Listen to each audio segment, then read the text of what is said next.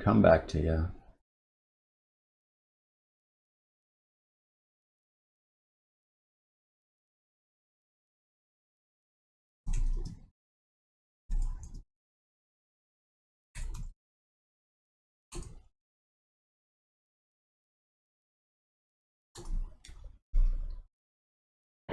Hello, hello. It looks like so it looks like my microphone is actually picking up volume okay, which is good. I think last time that was a problem. Um, yeah, it looks like I am live again. So hopefully that wasn't too painful. And I guess I can go ahead and assume that Twitch is actually doing what it says it's doing, and I'll get started here. Hey everybody. Hi, I'm Joshua. Today is June 11th, 2017, and today I am working on my video game Delver, which you can see the website behind my head right here. You can find it at http://delvergame.com if you're from the 90s, or you can just go to delvergame.com. That's easier to type. But yeah, so Delver is a procedural dungeon crawler with fantasy roguelike and first-person shooter elements. Delver is a game that is under development. I am one of the two people developing it. My name is Joshua again. I am the art guy. I do the 2D art, the 3D art.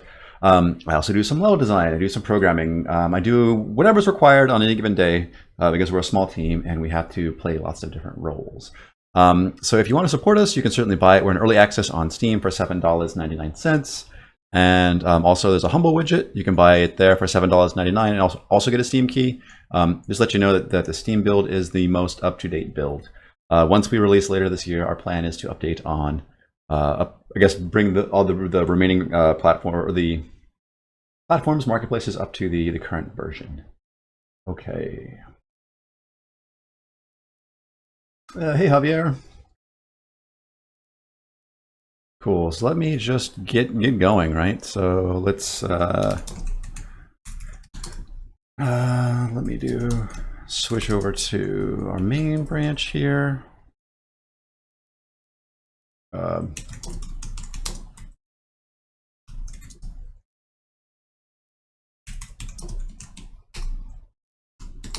Cool.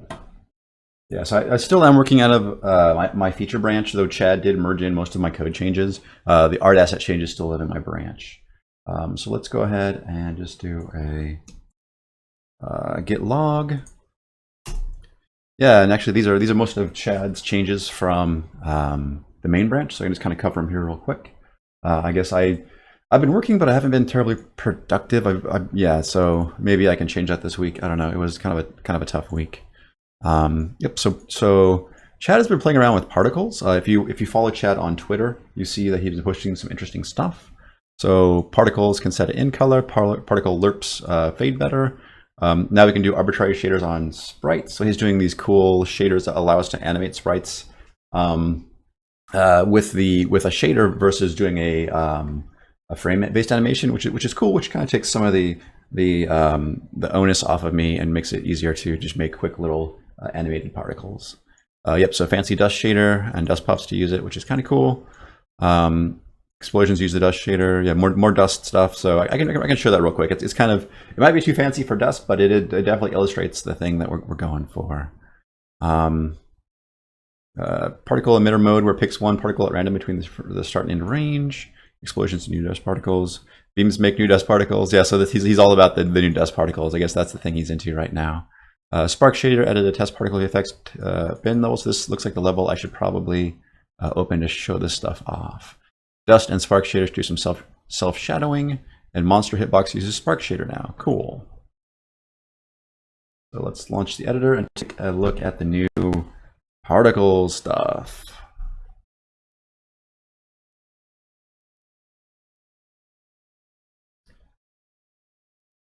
I think you said you put it in levels, test, VFX.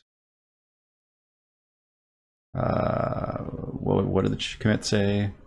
Test particle VFX. Okay. There we go. Cool. Yeah. So just probably just a room full of pretties and sparklies. Oh, those are interesting. I wonder why. Is this a new? Huh. Yeah, so it's just different ways of like this has a little spiral effect on it. Those are so cool. They're weird. They're cool. Yeah, and the little yeah. So he's been playing around with just having these animated in a shader, and I think it's basically done. If you've ever seen it, what you do is you have an alpha channel that is grayscale, and what you do is you threshold it at a top and a bottom, and you can actually produce animation effects that way, which is pretty cool. Like here, you can see it kind of slowly going through that. And he actually added some like basic AA to that stuff too, which is cool. And these are just probably just random scribbles in the alpha channel, but it still has an interesting effect. You know, that's kind of the nice thing about it is you can be pretty free form with it, and it gives you cool results. All right, well, I probably won't fiddle with that too much. I probably just need to really buckle down and work on getting more art assets made. So this week I spoke to Chad, and he said he would go ahead and take care of the programming side of things, which is really greatly appreciated. I will just make props. So I will be probably mostly in Blender and then hopping in and out of Delve Edit to see what the stuff looks like.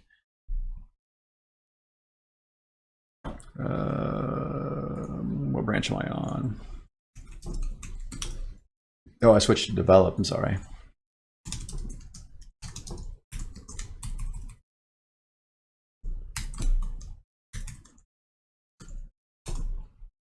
Cool. Did I make any changes? I don't know if I did or not. A couple. Mostly just tweaking. Unfortunately, they're not very descriptive commits. Mostly, it's just me like saving my changes in prop work, you know, every now and then. Hey, aka Trickster, thanks for stopping by and wishing me well. That is greatly appreciated. There we go. Yeah, that's why if you noticed in my file here, the textures broke because I was referencing files in my repo that didn't exist in the other branch. I guess to refresh people too, like what I'm working on. So mostly for this June update. Hey, Beggar Studios, thanks for popping in. I have been working on what I call the new dungeon theme. Is redoing the new, or that redoing the first level of the game to look better and to use all the new practices and like tech that we've been building. Okay, there we go. Yeah, I think I dialed back some of the PCG, but yeah, we should get just stuff spawning in, like pillars and posts and whatnot. So I'm probably gonna focus today mostly on just like furniture type stuff. I think that would also help it feel a little bit more lived in. Probably starting with like big stuff like maybe the bookcase and a fireplace maybe, and then moving on to stools and benches and stuff like that, just to kind of make this area feel less empty just by kind of decorating it up a touch. So that's what I'm going to work on. And as you see, I have some of these props already modeled back here. Like I have a table and a bed and an altar and a bookcase and a cupboard and a couple different fireplaces. So hopefully this isn't too painful a process. It's mostly should just be me texturing, which is fine by me. Let me see. Okay, and I think I cleaned up my. No, I need to clean this up a little bit. Some of the stuff I ended up not going with, so let me just fix that. Again, I'm going to be popping back and forth between Photoshop and Blender.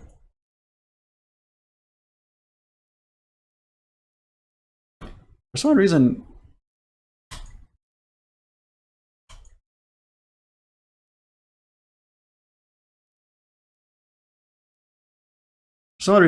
Photoshop thinks that I haven't licensed it, even though I have, and every time I open it up, I get this dialogue, so I might have to fiddle with something. I think I had to fix this one time before. Okay. So this space is potentially, I'm not actually using it, so I can just kind of reclaim it real quick.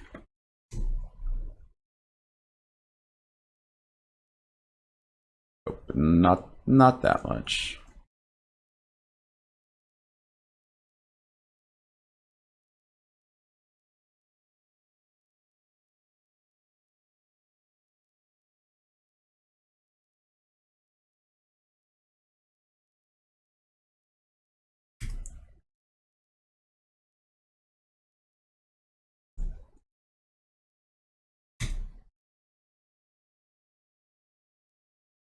Okay, that should be fine. I think this chain is used somewhere. I think maybe as a, I don't know. I flip through my props here. What do I got? And the window stuff. You have a post with a chain. That might be what that's for, though. That's why I made the chain so long. And then still trying to figure out this darn bookcase thing. So maybe that's a good place to start. I think bookcases are cool, and it helps make it feel more lived in. So I have this one here, which I've modeled from scratch, and it's mostly kind of just built on trying to get the proportions right, and it's like the grid snapping correct as well. So for Delver, let me just take a look at the mesh, make sure it's not super gross. Yeah, let me clean this up real quick.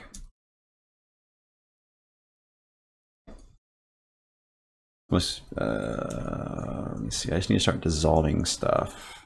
I think these might just be separate. Yeah. These, since they're just cubes I just kind of roughed it out with, I'm just going to have to kind of go in and remove faces that I don't need.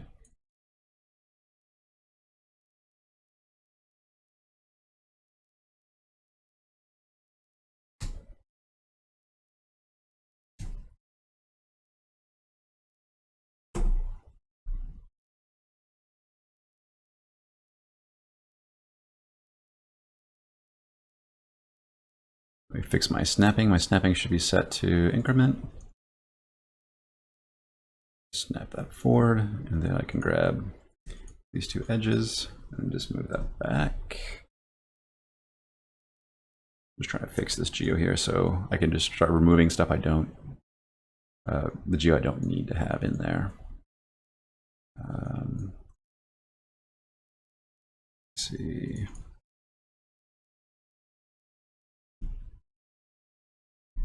Like for these, I don't need the backs. I'm going to select all these back faces. There we go. Actually, I can just probably delete these faces after all. They're kind of problematic. Let me try removing doubles and see what I get. Remove 12. I can just kind of grab verts and see what ended up getting removed or what ended up staying. Like I can select this edge and dissolve it. I think maybe I should be able to dissolve it. Maybe it doesn't want me to. Why can't I dissolve it?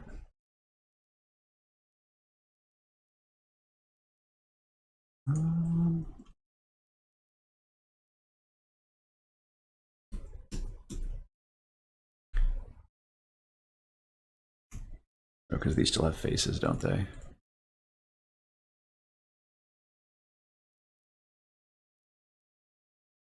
And this probably has a face there, and a face there, and a face there, face there.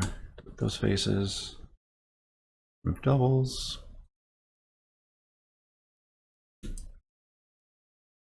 Again, why aren't you letting me dissolve you? I'll just delete it, and then I can just remake this face real quick. Vertex. Is that a man?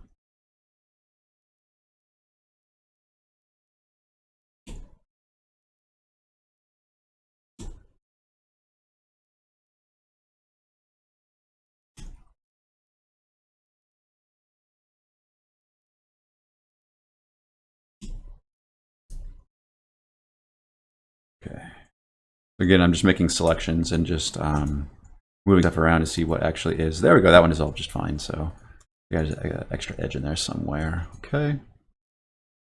And for these, I can probably just,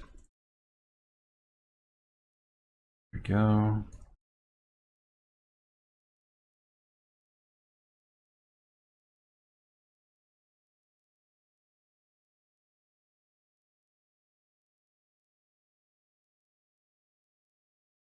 I mean, really, this isn't the most complicated model. It's pretty darn simple. I've tried to model it so it lines up nicely with the grid. Unfortunately, well, let me think about this. So I know that the spacing is not uniform, but I might be able to fix that by making this top part a little bit thicker. that might be okay. I might be able to live with that. So still have some weird stuff. I'd like to get rid of these. This can just get, I think this can just ultimately be just a big quad here in the back, but I need to figure out what I'm going to do with this right here. Because right now these verts don't really join up super nicely here, so like here I can select this and hit remove doubles.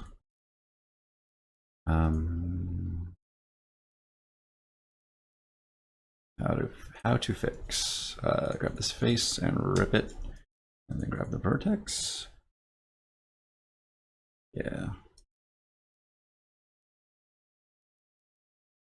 There we go. And then similar thing here. Grab this face and rip it, and grab the vertex. And then just merge them at the last. Then I can do that, and then I can just I can just dissolve that, and I don't know why it's not nice dissolving. Sometimes, usually when you dissolve stuff, it behaves like you would want it to, but in this case, it was not. Oh well. Let me see here. Do the same kind of thing down here.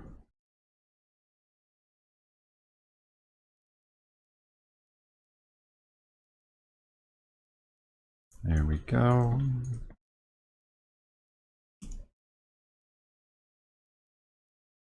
A tip in Blender is it's kind of weird, but if you're creating a face between two verts, you hit F. So if I were to just right click and place two verts,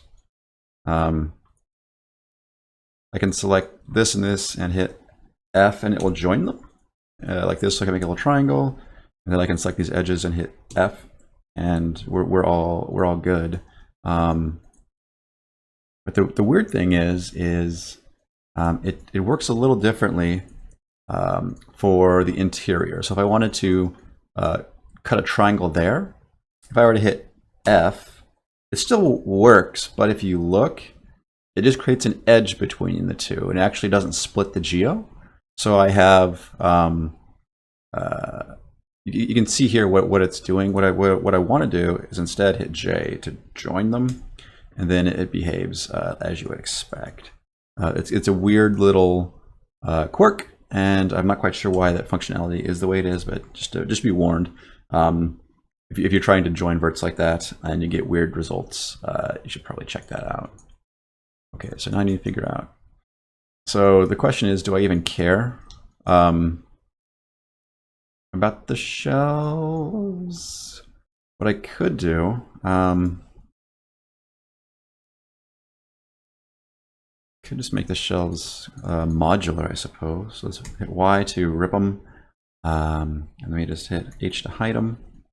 And then here I can select these edges, select edge loops, bridge, and then again I can select these edge loops and then dissolve.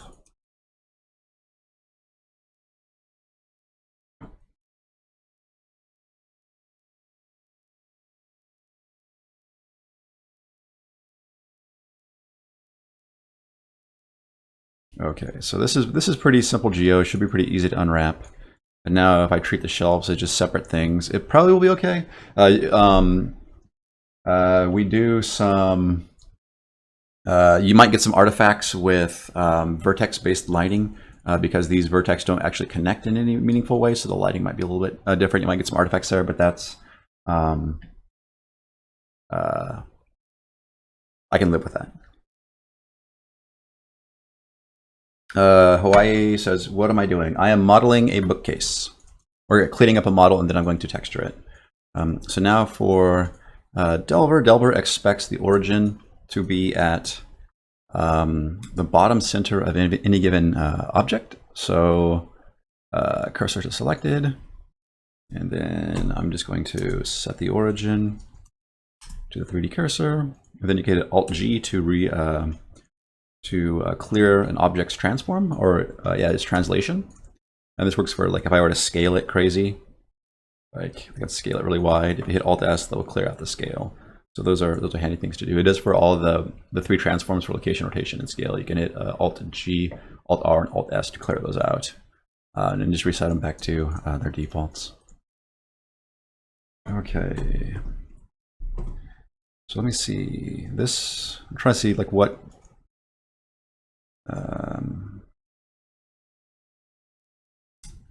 Real quick, I can just go to vertex mode and I can duplicate this. And I can say Git Z and just drag it up here. And this is 1.25 units. Okay.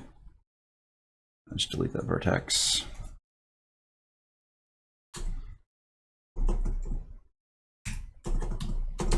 Yeah, so it doesn't cleanly divide. So I need to figure out how to kind of maybe fiddle around the space to get it somewhere that is a little bit more manageable, a little bit more usable.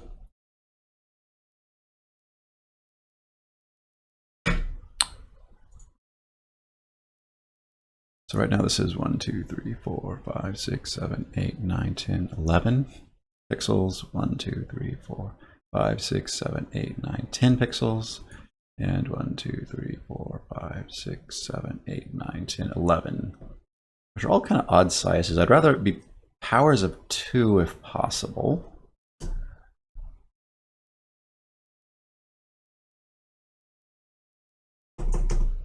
So that should be 8. Yep.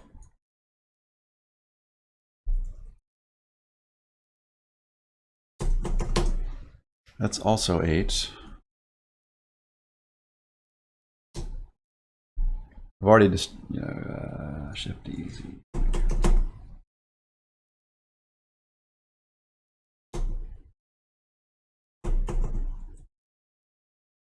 Yeah, I guess it was off because I did it from yeah.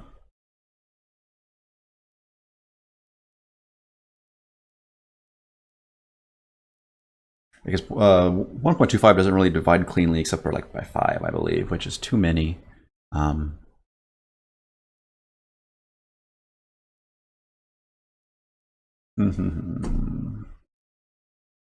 might just have to live with the weird spacing then.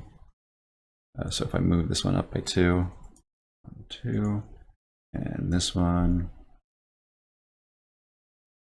1, 2.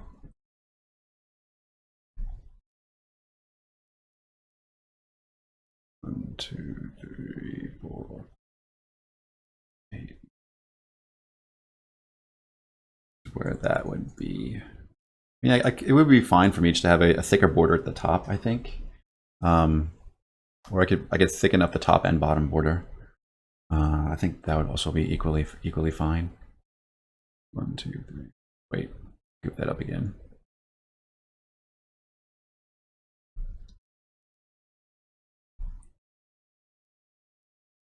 One, 2, 3, 6, 7, 8, 9, 10.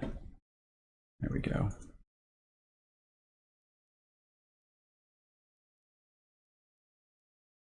The 1, 2, 3, 4, 5, 6, 7, 8, 9, and 10.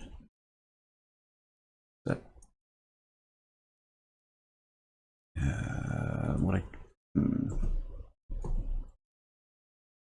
maybe move all of these up.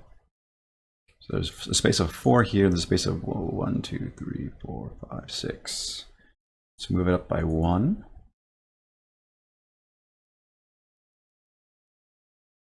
Okay, that would be fine, I suppose. Or I could just shrink the whole darn thing too. That would be fine as well. Or is it, I think it is 1.5 units tall. Is that important? I don't know. Mid 1x4, Joshua. Yeah, sorry, Ephraim. Hey, how are you doing?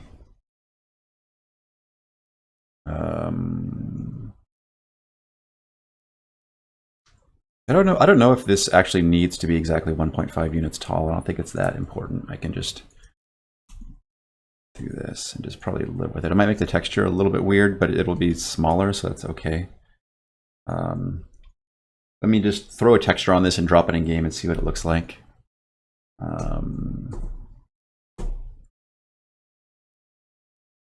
Let me just project from view. I think I turned on, yeah, let's just turn on textured. Multi-text, there we go. I'm just going to try to throw this on a, I guess, a chunk of wood or something. It doesn't really matter too much. I guess I can just leave it on the crazy pattern here. That's also fine. I guess I can get it roughly the correct scale, because these should be 4, 8, 16 by 16, so these are 32 by 32. So this should be roughly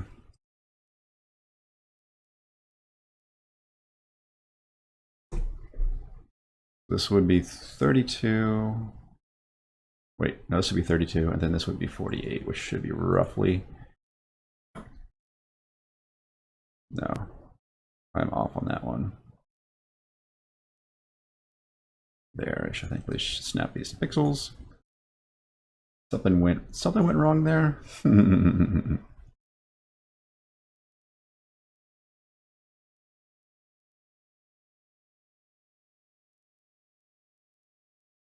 Yeah, I'm just ballparking it now, not too particular.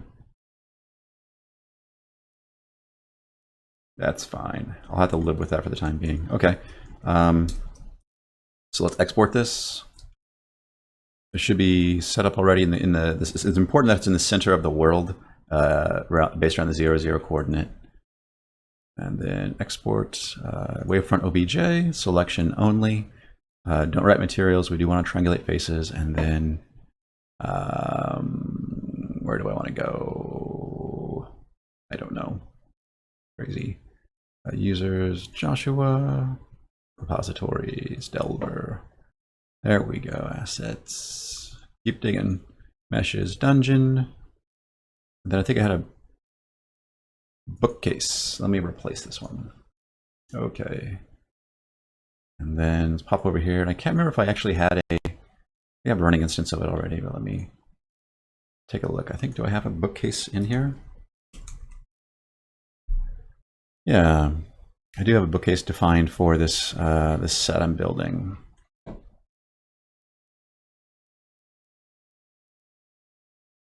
So let's just pop in the editor and see how that actually looks.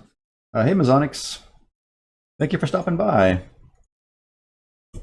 So I should be able to right-click Entity, Dungeon Sets, and Bookcase. And then I need to update. Oh, it's because I think this one's defined to use the wrong, was using the wrong texture sheet. So who knows where? Oh, it was pulling from a different texture sheet entirely, so that's why it all looked crazy.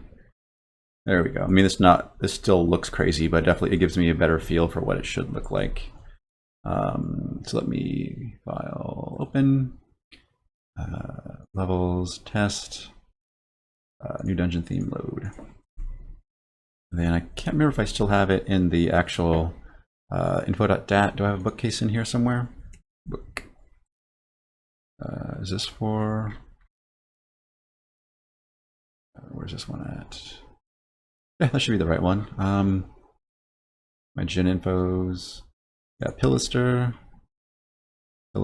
door on wall, post on wall, window on wall, right in corner. Okay, yeah, these are all the things. A bookcase on wall. Yeah, that should have found that. Okay, so yeah, that should throw it on with a 0% chance. So if I turn it up to 1, it should generate a lot more frequently. Yeah. I wonder if there's some offset on that. Let me just no clip out of here and see what's wrong with this positioning. Yeah, so there's an offset on there they need to clear out. But I think as far as, I mean, that would probably be like dimensionally okay for how big a bookcase would be. It might be a bit on the deep side. It might be too deep. I might need to thin that out. But I think my thinking was I could actually hide stuff in, or at least put objects in there. So something like, let me find a spot where I actually can get my cursor. Here, place entity, dungeon sets, bookcase. Okay, let me turn that, get it positioned correctly, snap it up against the wall. Yeah, that's definitely too deep. I can probably, I don't know if I need to have that or not, but so I think that even the door itself is a non-power of 2 depth, which I'm obviously living with. Okay. Next, I think the thinking was I could place like a basic sword or something. Text. Scroll. Scroll would make more sense, I suppose. I could kind of just slide it in here. Now I can't ever select it again.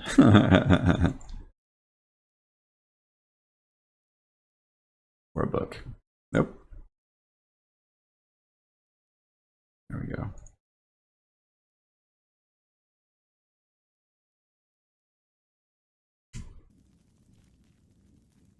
Ooh, oh, yeah, the collision's a little weird in the debug mode, but yeah, I could, and that is that the shelves are tall enough for me to actually put items in if I wanted to, or have these book decoration objects. So yeah, I think that'll work out okay. Yeah. Let me take a peek at what's going on. Actually, it might be, so ungroup, and then take a look at this collision. Yeah, the collision volume I think is what's messing it up, not the actual offset of the origin. So the collision, this is 2.5. There we go. And then the height is less than 1.5. It's calc 32 divided by 1. Oh, 1 divided by 32. Duh. Times 2. 0.65.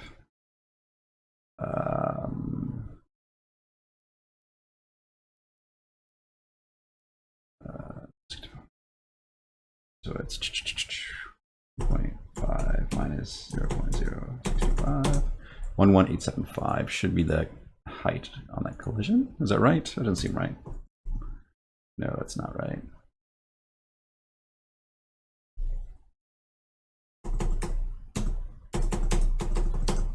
$14375. There we go.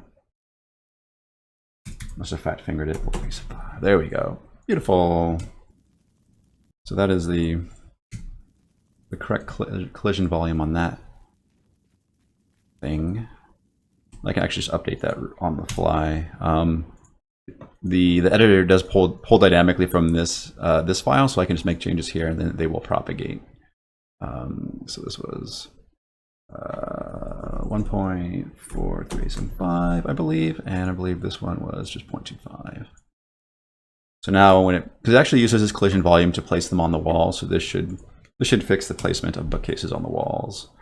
But now I think the bookcase is just too darn big. Yeah, because it's slamming bookcases wherever it thinks it can, which is kind of funny, but kind of obnoxious as well. So yeah, let me try cutting that in half and see what that looks like. So real quick, I think I can just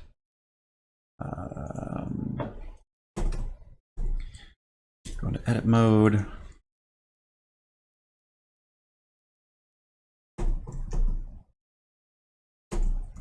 And I'm just moving everything by 0.125.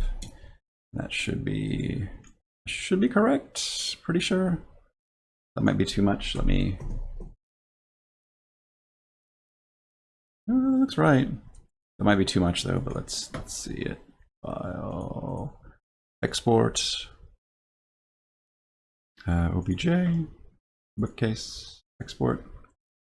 And then here, the Y just needs to be halved, and run.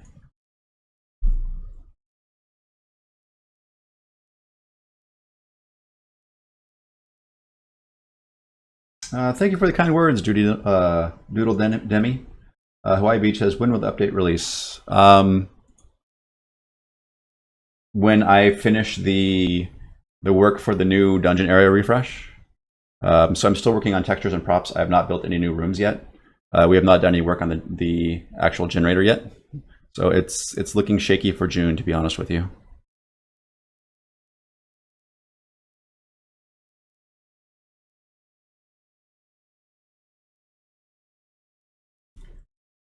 That one generated some kind of ambient occlusion. Happy accident. So what happens is it's not actually AO.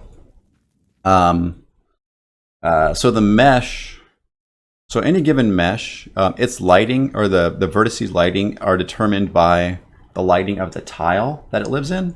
So if I were to add one manually, say here,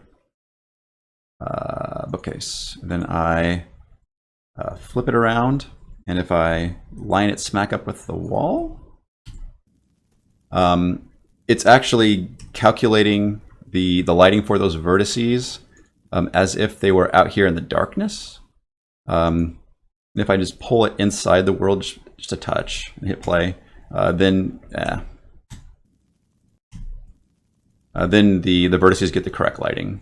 It's just it is I guess one of the limitations on the way that we render meshes in Delver. So another problem too is if I were to put this, like say, all the way up at the ceiling, even though the light source is down below, it'll still get lit as if it were on the floor, if that makes sense. So if I pull it all the way up here. Oh, maybe Chad's fixed that since. But yeah, it used to be that the lighting on. Oh, then it's the lighting for for dynamic stuff is a little wonky. But yeah, it was just pulling the color from outside of the level, not really AO. Yeah. Then so then I think as long as I can still kind of stuff items on these shelves, I'm probably gonna be okay with this depth. I think it's fine. I think I can live. And it's nice that they kind of just slam together nicely and make little areas. Again, let me just place entity, clutter, book. There we go. It's an actual proper book item. I guess the drawback, well, let me see. The drawback is because the bookcase is one solid volume, like the user won't be able to put the books back. But at least I can kind of fake it. Like they should just kind of float there. You should be able to, wait, why is that? Oh no. Yeah, because there needs to be in a group for the collision to be correct. Okay. Okay. So.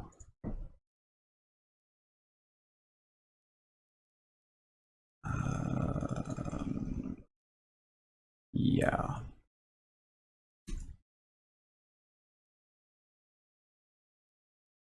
Oh, it is in a curious. It is in a group, but it's still. Yeah. So the manually placed one had a weird collision volume, but the dynamically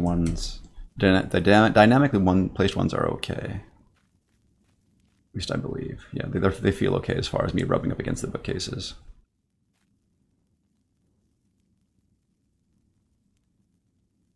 Hey, Thermal Lamphead, how are you? Cool. So let me go ahead and just texture this darn thing real quick.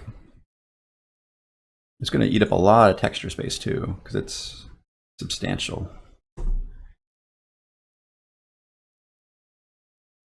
Yeah. Well, it's not because it's not terribly huge, but it is big. And I guess I can, like, some of the stuff I can probably reuse. Let me think. Yeah, I probably ought to just reuse how, like, yeah, let me fix some of this mesh real quick now that I'm thinking about it and what I want to do. Because this is just one big face and that's one big face, which is probably not great. Yeah, let me delete that. Delete that. Delete that. Let me put my snaps to vertex. Let me cut here. Let me just move this up there. I'm just going to kill my UVs, but that's okay.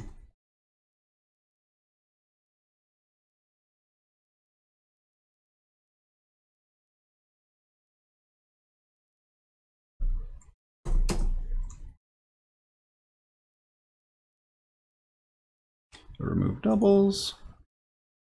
Then just really quickly just clean this up.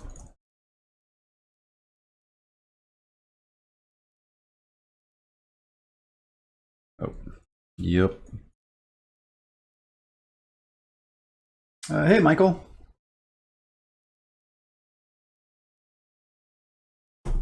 Yeah, it's always nice coming back from a creative kind of hiatus or lull.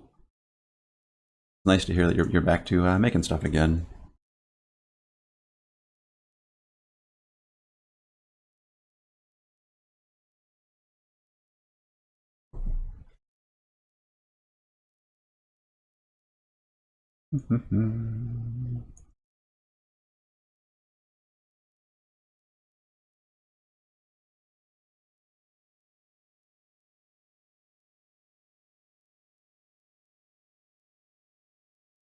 Let me see, what am I doing?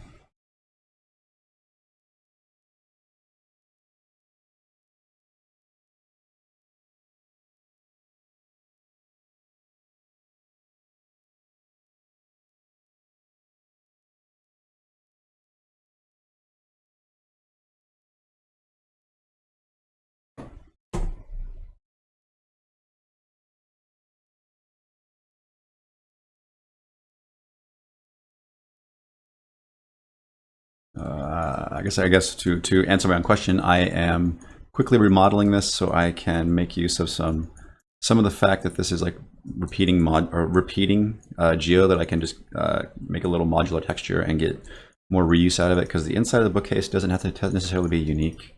I'm probably going to put in a quick little modular prefab system on the inside to make the decorating of the shelves a little bit more interesting.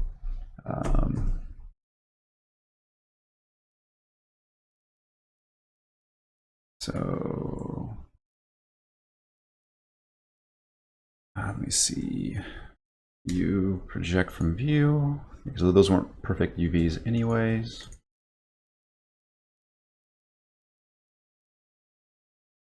There we go. That should be all right. Let's see if we can get this close. I know that, so like as far as width goes, this should be 32 pixels wide. Let's start with that piece of knowledge. And let me reset my cursor location to 0, 0, which I think is, yeah, correct for the way Blender displays UVs. And then make sure that I'm scaling about that. I think it should be something like that.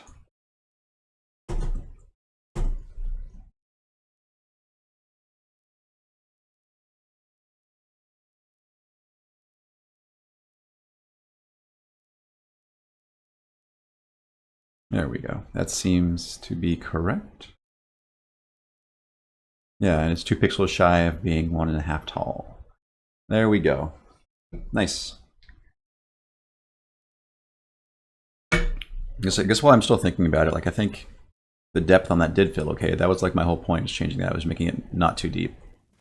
I think I can live with that. Okay. And then what I want to do is try to get as much reuse out of this stuff as I can. Oh, I still need to fix the... Actually, let me just go ahead and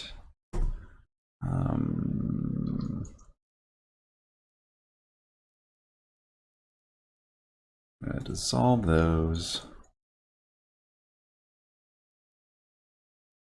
Just have these go all the way around. Can I do that? Will it like it?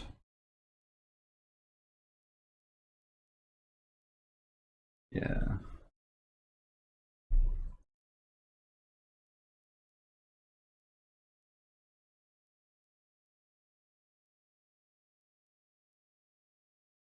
Yeah. And I should be able just to quickly just.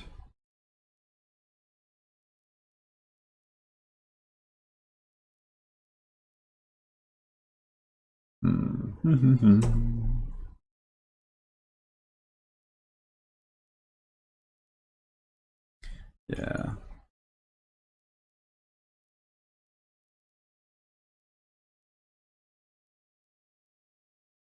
Yeah, I should have just modeled this correctly from the start rather than trying to squirrel all this stuff in, but oh well.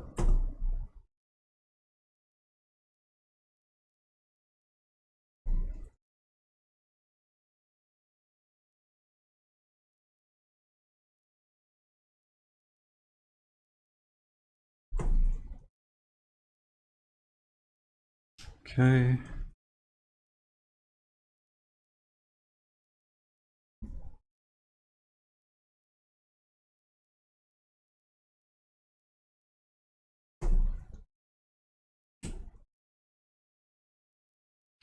I think I can just pin these real quick. I think I create new faces, and I think I can just kind of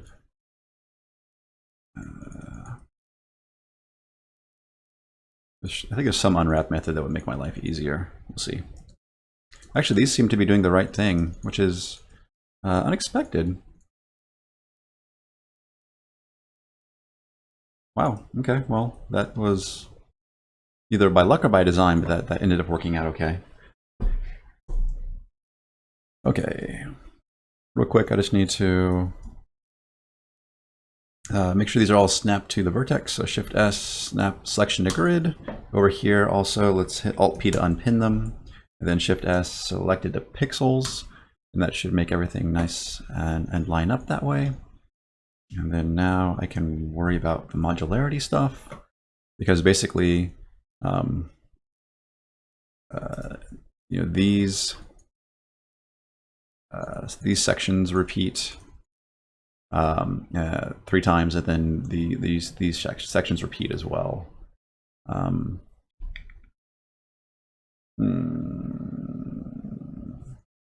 Thinking is it might be best just to unwrap the. Thermal Lamp said, "What do the books in Delver do, by the way?" They don't do anything. They are just set decoration.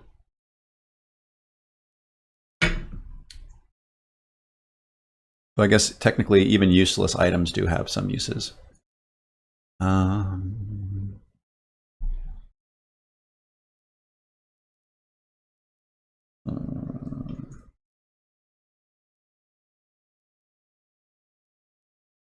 For some reason, my brain just isn't thinking of how to do this.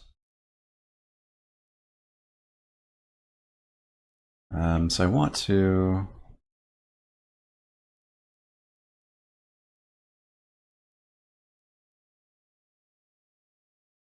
Let's mark these interior. Let's do like this. Let's go here, here,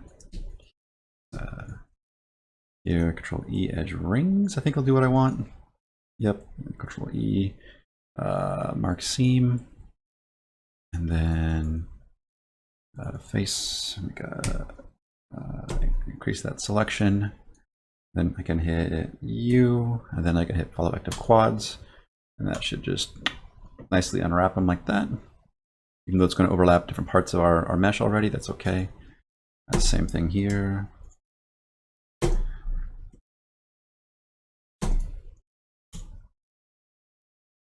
There we go. And these are definitely pieces where I can take advantage of the fact that they are repeating.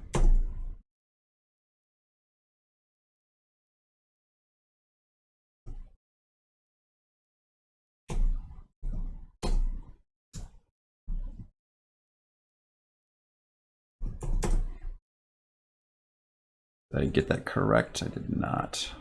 I can just fix it real quick by. Those should be lined up.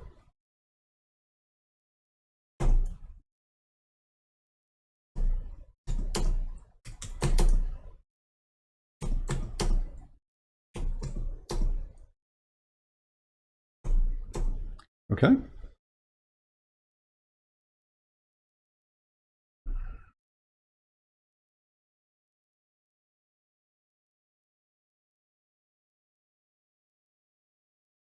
The books should be stories like Skyrim. I don't know. When I was, there was a certain time when I thought that stuff was cool, but nowadays, when I in Skyrim, I open up a book and see its lore, I just immediately discard it. There is a roguelike called Caves of Cud, which is doing really interesting things with their lore stuff, where the lore is procedurally generated, but it also ties into things you can find into the real world. It's really quite an interesting idea.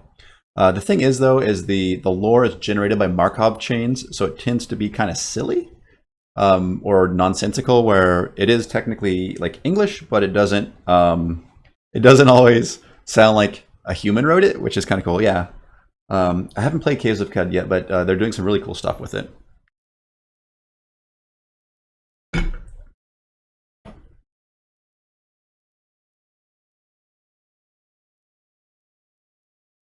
Um,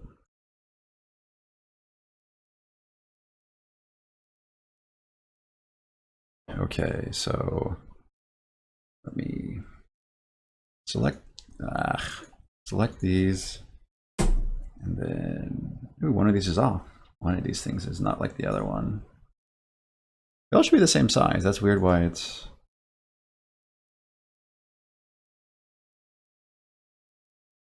That is super weird.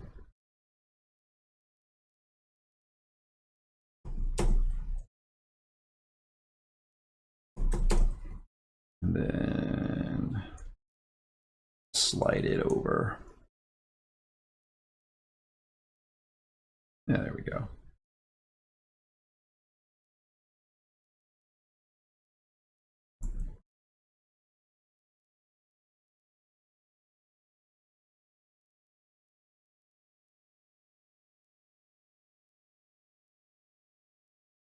Okay. This is unwrapped from the front. Let me think. These don't have to necessarily be unique. They can be the same texture. Unfortunately, the way that these parts are unwrapped, yeah. So these can be kind of just smashed together. I don't want to do too crazy, because then if people want to retexture this, then it's a nightmare. Like maybe I want to avoid that. Maybe just having this whole thing as just one big front piece is okay. Maybe actually I can shove. Yeah, I could probably do that. Let me. Yeah, so let's do this. Let's select this, and then that, and then you follow active quad. Okay. Or it did that, but I can. That is a fixable problem. I can just scale these verts down, snap them, and then similarly here.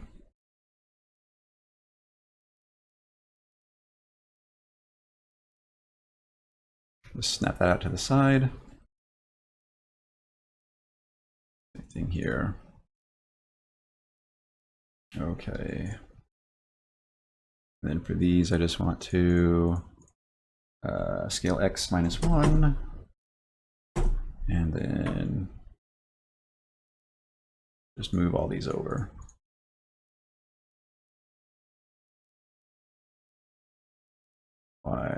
Oh yeah, just wider rip. Even in this mode, that still works, which is nice. I could snap those. It's weird that it doesn't. So using the same method, it yields different techniques or different results, which is kind of strange.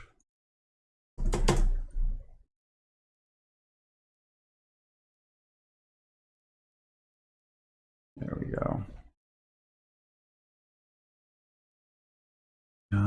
Then the bottom, yeah, the bottom probably needs to be unwrapped just in case.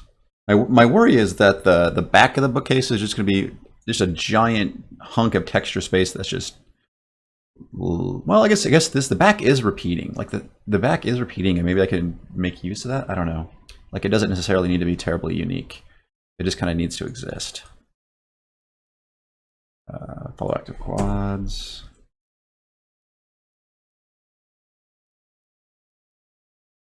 Oh, when I snapped it there, it jumped. Interesting.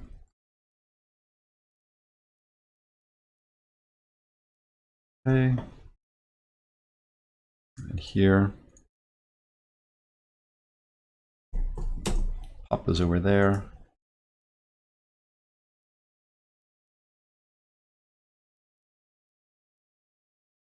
This and this should be the same size, I believe.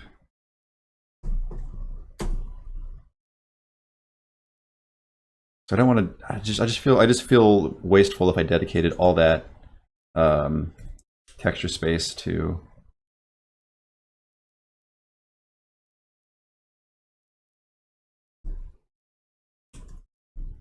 that. I just want to make sure that it roughly.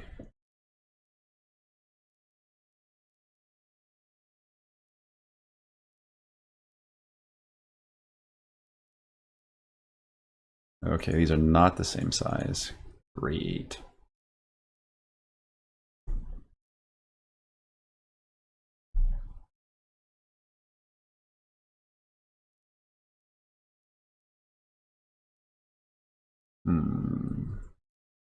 There has to be a way to make these repeat correctly, and I'm just not doing it.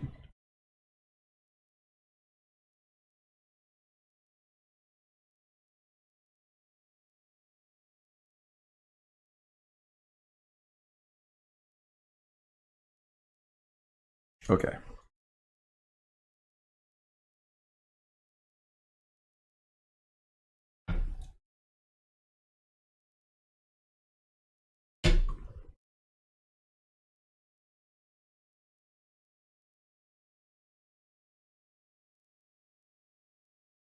So yeah, let me rip that too, so you don't get those weird artifacts.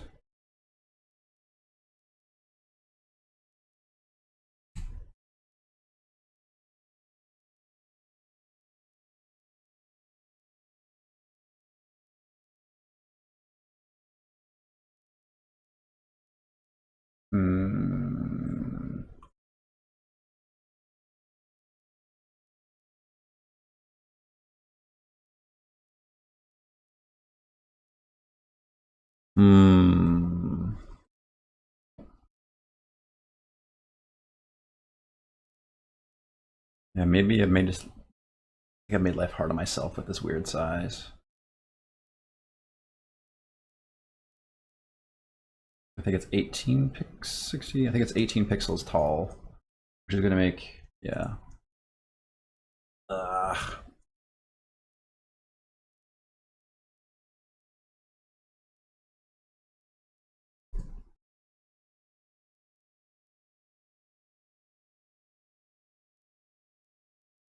Okay, so instead of focusing on that, let's focus on this. Is actually stuff I can solve. So I think what I want to do is just shove this inside the space that's created over here. So move these down here.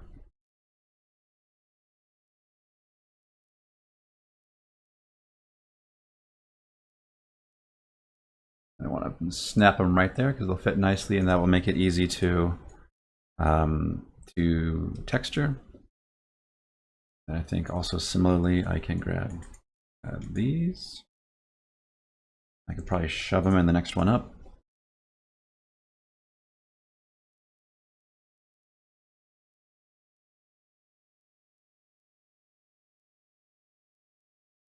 Yep, that seemed to work out okay. Being, I guess, as efficient as I can with my texture space here.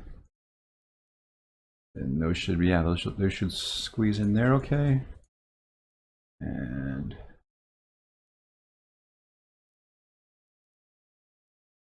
those should also be able to live right next to those. Okay. Again, just trying to solve this thing is going to give me, it's gonna be a pain in the neck. Because if it was every 16, that would make it really easy to solve.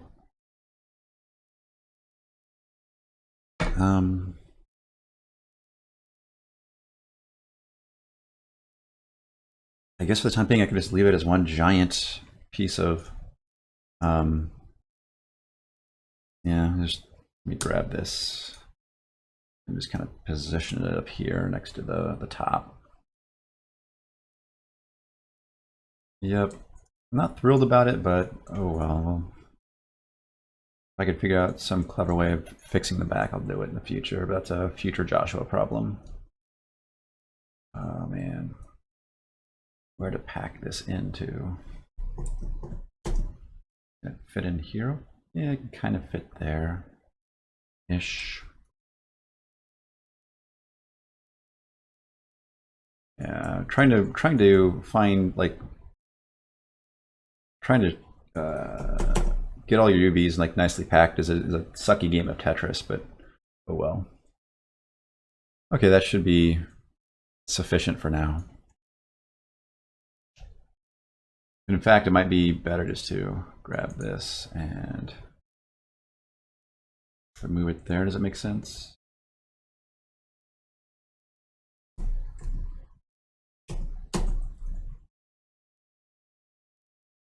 Grab all these. Looks like I can pack them in tight, more tightly that way. There we go.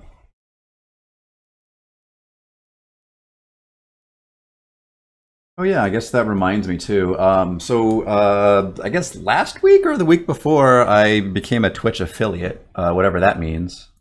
So it's cool, I guess. Yeah, I got the email invite, and I went ahead and created an affiliate account. I guess it's to be determined what that actually means, but it was cool, I guess. I technically could make revenue off of Twitch now.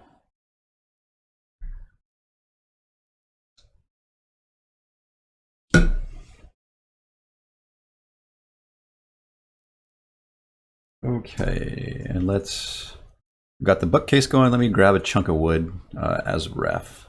Actually, I think that's all. It's all borked. Yeah, there's some wood in here. So let me just move that into this layer, I suppose. Yeah. There we go. I'm just gonna position. Let me just hide that and then just kind of position this off to the side so I can just color pick really quickly.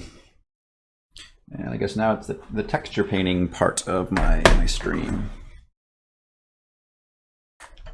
Okay, so let's align our view to our selected object. Actually, I should have a texture painting mode there. Let me hide my panels I don't need. Go into texture paint mode. Hey, there's no. I need to apply a material to this thing, which I should just already have the dungeon meshes material set up. I can just drop that on there. There we go. Because in order to do texture painting, you do need to have the material applied. So what I can do now is I think I have a fill brush. I can just grab that and I can just sample, say like this mid color here, and just fill the whole darn thing, which works. But then it also is helpful to go over here and maybe turn on wires, just so I can actually see what I'm working with. And yeah, so for this, we just grab the highlight color and start dropping that down. But not as that, maybe as using my line tool, I can just quickly try to get that blocked in.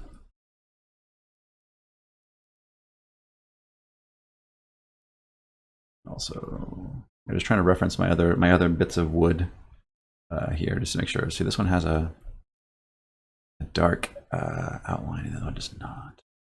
Let me try that instead.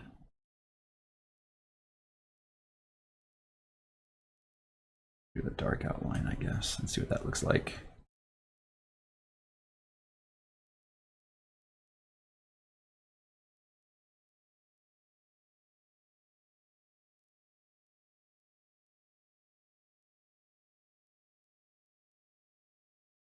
Yeah, I do have the E3 digital ticket hashtag on my stream.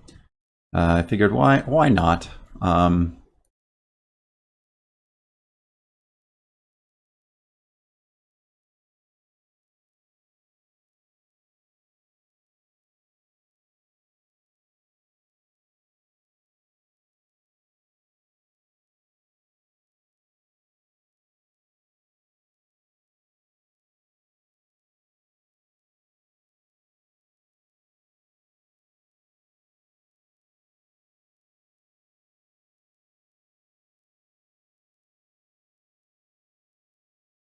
I must have got some overdraw there. There we go.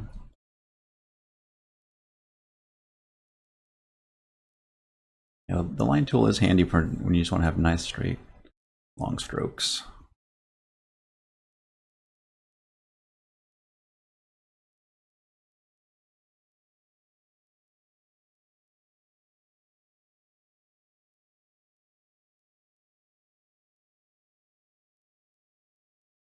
Okay.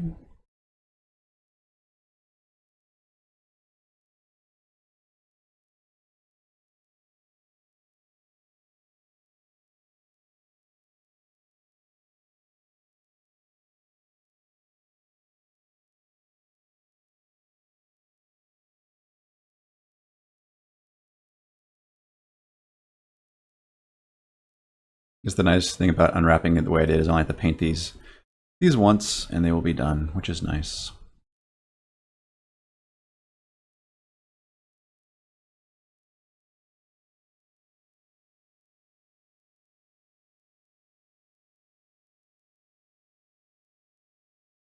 Yeah, I can probably turn off wire now because I probably have enough stuff thrown down where I can actually see what I'm doing.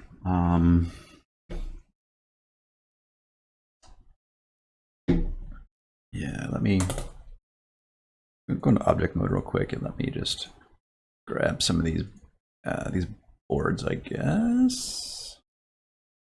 Yeah, let me just duplicate it and then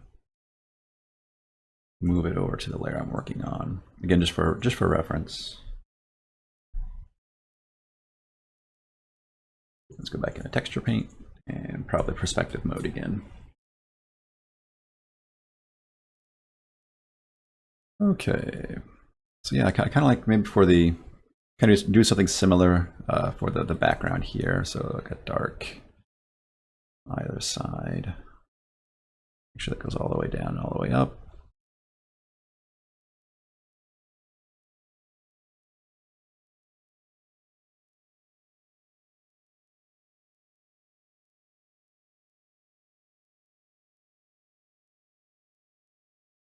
I'm trying to think. Let me look at a picture of a bookshelf and see which way the boards actually run on the back. I think they run vertical.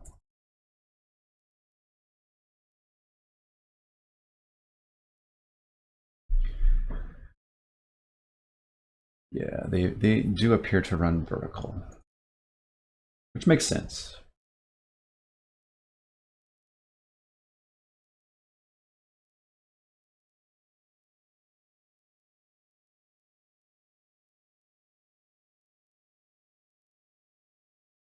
I'm just going to quickly block in like how wide these things ought to be, or at least a close approximation, and then I can fix things from there. Okay. Grab this highlight color, drop it on the edges here.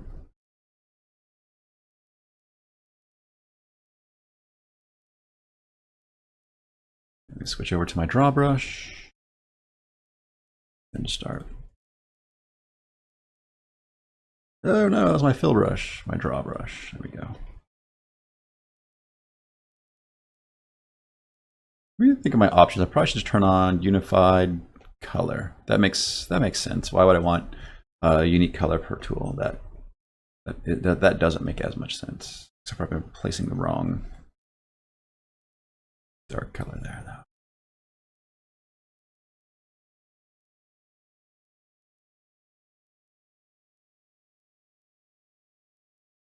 Maybe pull the top one down just one more. Oh goodness. How are you folks doing? It's been a long week for me. We've actually spent a lot of time just kind of doing, I guess, late spring cleaning, just getting the house ready.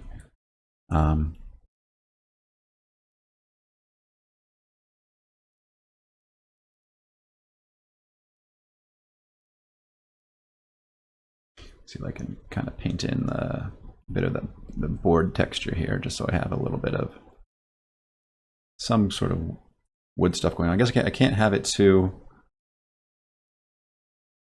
I have to be careful how much it actually repeat or how unique it is. Then again, there should be books on this too, so it hopefully won't be super visible.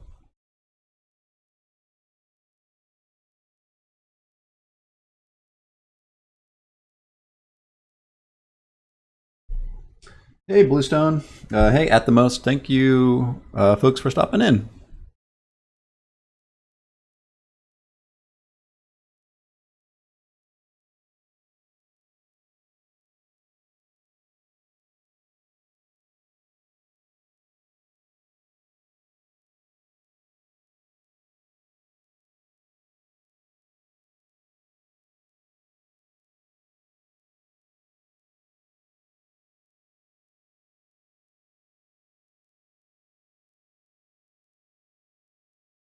That's a good voice I've got there. Yeah, thank you. My mother gave it to me.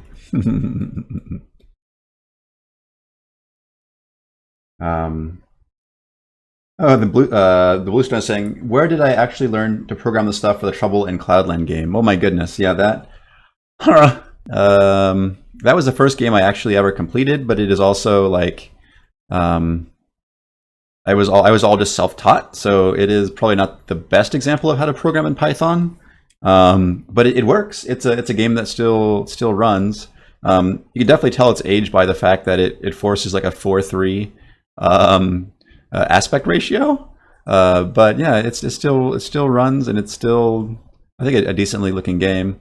Um, the thing is the control scheme really kind of divided people. Some people thought it was really cool. Some people thought it was the worst thing ever. So I guess that was an experiment that kind of flopped. Let me hit Alt S to save over here so I don't lose my settings. Yeah, but actually today I was just thinking about maybe starting a second stream where just over the lunch hour every day I work on, say, a small like roguelike in Python. I thought that might be a fun thing to do, like just like a lunchtime project. People could pop in, I guess, if they're on lunch at my time or whenever. That if you folks are interested in watching me just doing it like more of a pure programming thing than actual like art and programming, let me know. So I guess if you would watch me make a roguelike in Python an hour at a time over the course of, like, I don't know, weeks or months, let me know.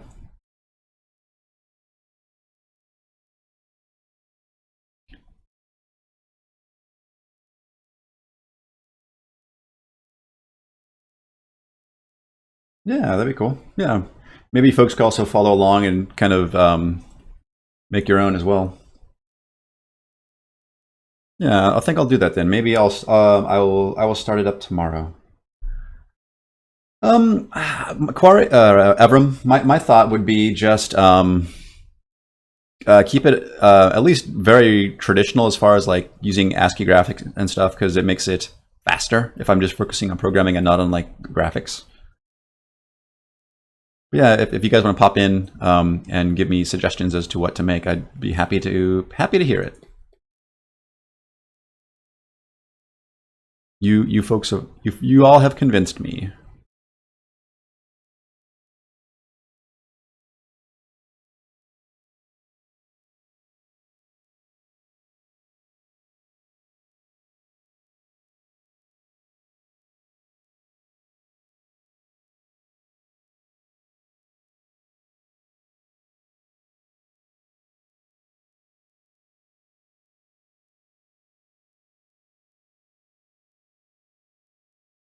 At the most, as I should stream as much as possible. Lots of ideas. A science-based with dragons and lasers, and an MMO, and a swordfish. Yeah, how about let's just make just like a little tiny roguelike that we can get done in a lunch break. Oh yeah, good point, Javier. Throw in casinos or microtransactions.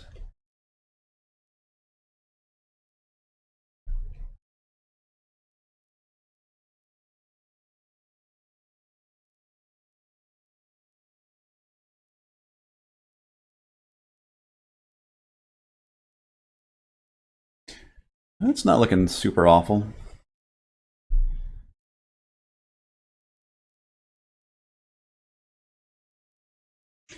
I thought it might be weird to try to make a roguelike that people could play on Twitch. But that's getting way ahead of myself.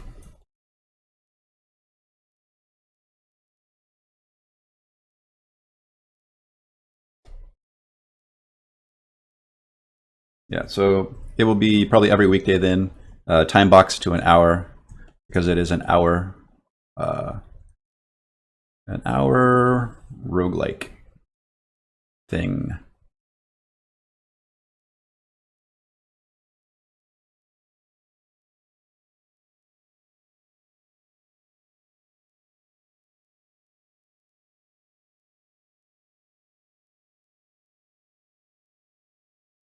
Yep. Again, if I do this project, I probably will. We'll just start small and see where it goes. It'd probably be a good introduction for people who want to get into programming as well.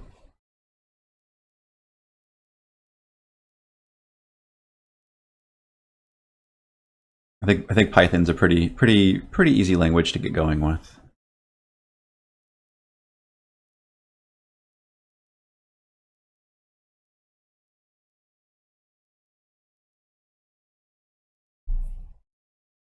At most says, do I use a Wacom Cintiq or Intuos or Mobile Studio or similar with Blender? I'm using an ancient Intuos 3 that I bought refurbished maybe a decade ago.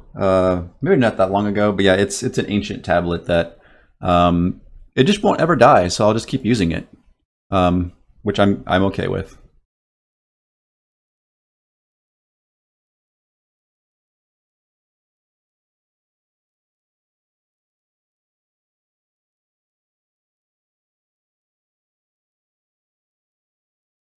Yeah, I only really use the Wacom in Blender when I'm actually doing like sculpting or texture painting. Trying to do modeling with um, trying to do modeling with a tablet would kind of break my brain.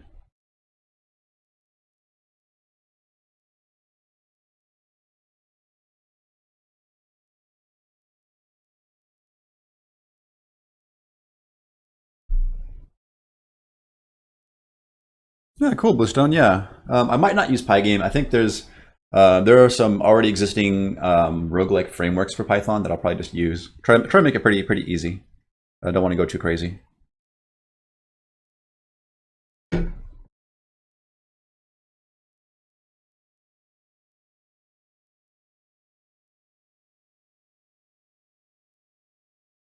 Okay.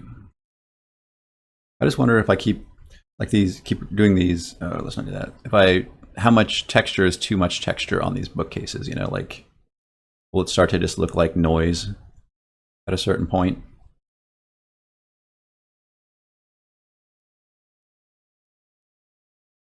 Let's just do that. Do some AA.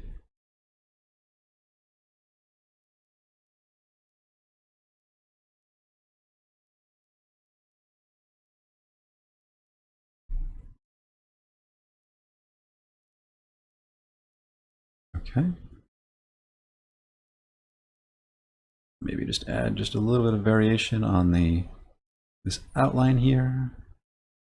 It's not super noxious.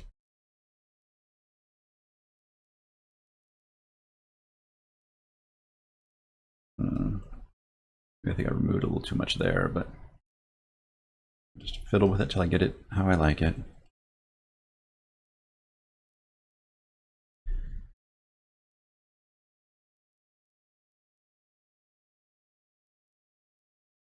Unfortunately, I mean, all games kind of work the same in that there's just a main loop of execution, and you go from handling input to updating entities to drawing and just rinse and repeat. I mean, most like the core game loop doesn't really ever change.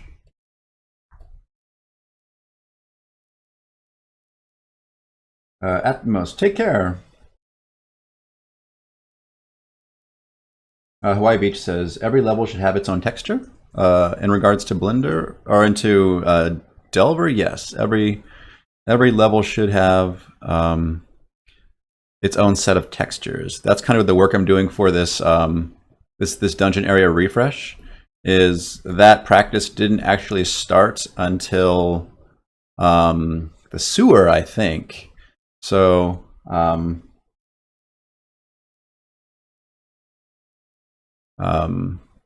Yeah, so that's part of my work here is to actually clean up, I think both this and the cave, and just make sure that they have their own little, they pull the textures and meshes from their from the correct places. And really quickly to have made that easier, what you can tap into edit mode, you can select a face, you can go back into texture paint mode, hit M to only do, you can mask out basically that face I just selected and go into fill, and I can just quickly fill in that face rather than painting every single pixel by hand, because it's just more efficient that way.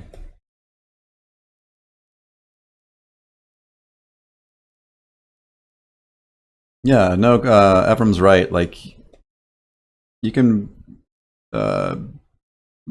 yeah, yeah, you don't need Turing complete machines to make games, Ephraim. That's just overkill. Yeah, you can make games in almost anything, really.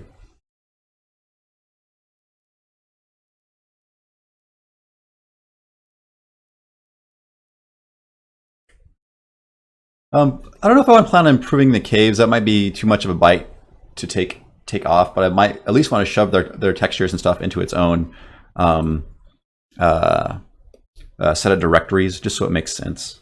And also for the modders out there, like I'm not taking away any assets. I'm just kind of reorging some new assets into areas where they should live, and all the old stuff will remain in place, so I don't break your mods.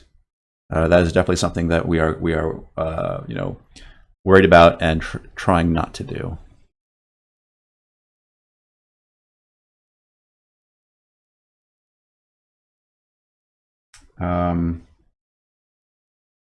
Hawaii Beach, should every level have its own texture in the bookshelf? Probably not. Yeah, no worries, Bluestone. I'm here to answer questions. So probably not. Hawaii. My thought is I'm going to have a recursive prefab that will spawn in on the different shelves, and that'll provide the variety. The wood will just mostly be. I could flip them. That would be an easy way to do it, right? So I can go back into, say, object mode, and then I can select, say, this face here. Then over here on the UV sheet, make sure that you set your pivot to the bounding box center. Then I can just scale this by -1 on the Y, and it will flip just the texture chords, so you get a little bit of variety, and it's no more extra texture space.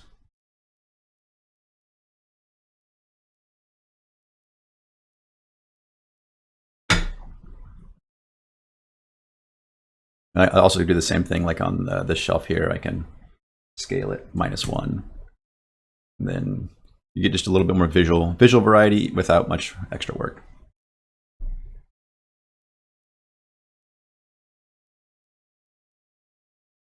Okay, let's go back into texture paint mode.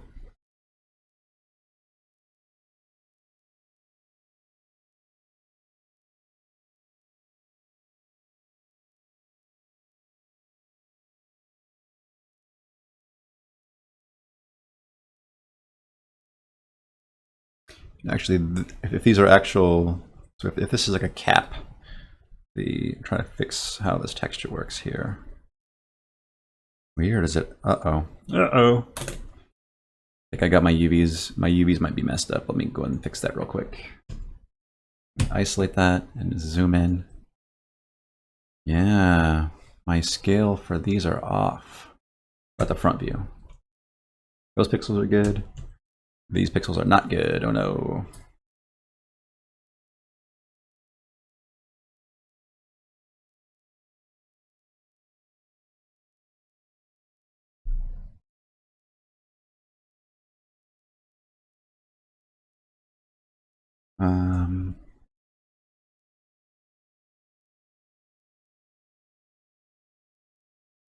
Yeah, no, I totally get what you mean, Hawaii. Hopefully, I was trying to say also imply that the texture should be covered by other things the majority of the time, so you won't be able to see hopefully as much of it. If that makes any sense.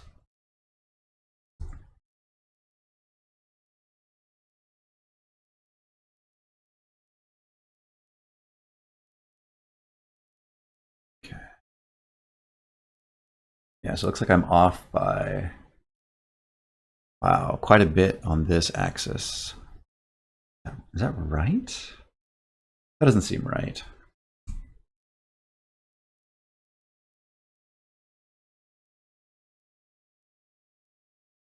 Because these should be same as this.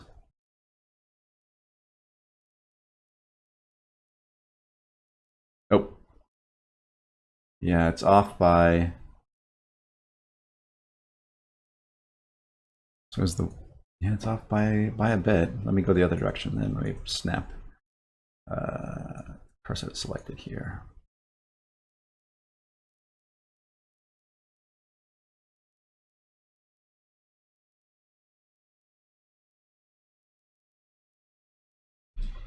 Then let me just scale this up to here, I think. Where's that end? There.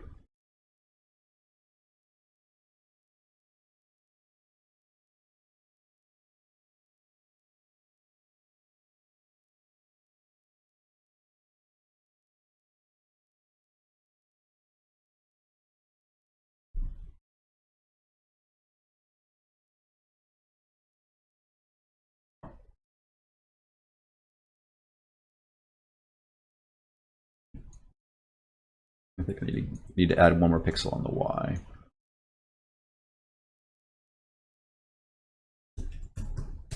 There we go. That looks right. Yeah.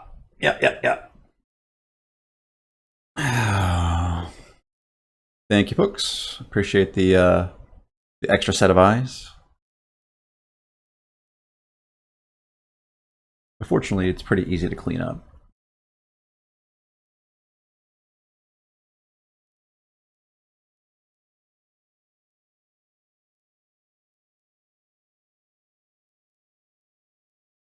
Yeah, I think how Unity works is it's free if your studio makes a certain amount or less.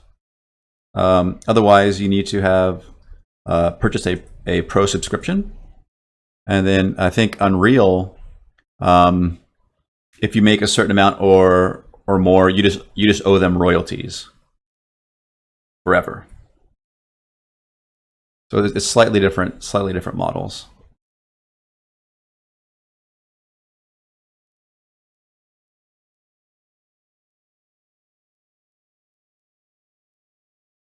Did I goof it up again? Joshua. I did. What did I bork? Now I feel like it's too tall.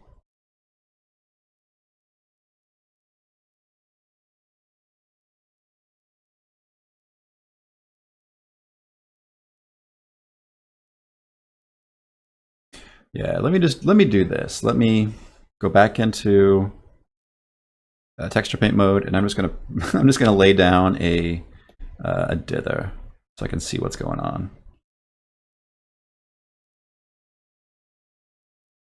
Actually, let me do it the other way around. Since I have that hard edge already on the side here, I can just do this, and then I can make sure that everything should line up nicely with the grid, which, as you can see, it's not.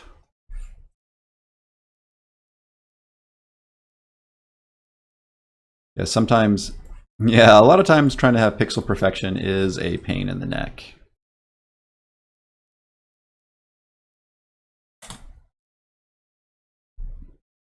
Yeah, I'm pretty sure. So everyone was asking, is that does the front panel line up perfectly?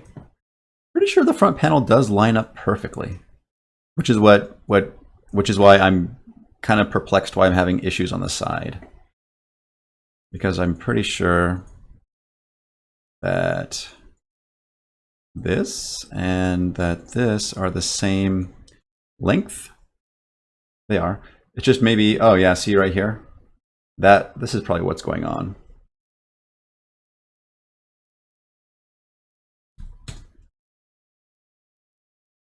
So the individual panels are a little off. There we go, that makes sense. Now if I look at it from the side view, yep, so my little dither pattern I made lines up very nicely with the actual grid. I'm surprised you folks could even see the grid on on the stream.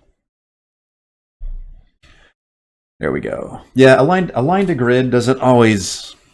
I mean, it works okay for the most part, but it's not a magic bullet.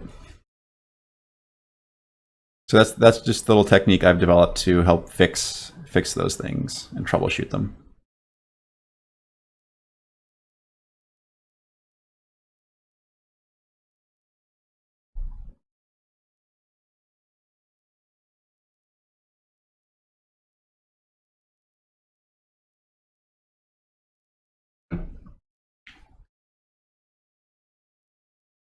Okay, real quick, let me save that there, and let's just do a sanity check. Let's play K refresh.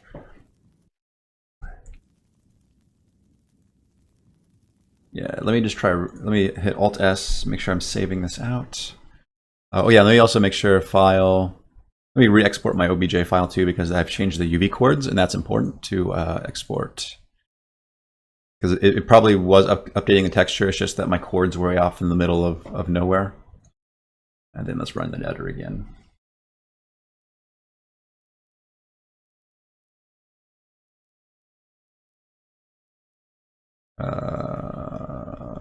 Levels test.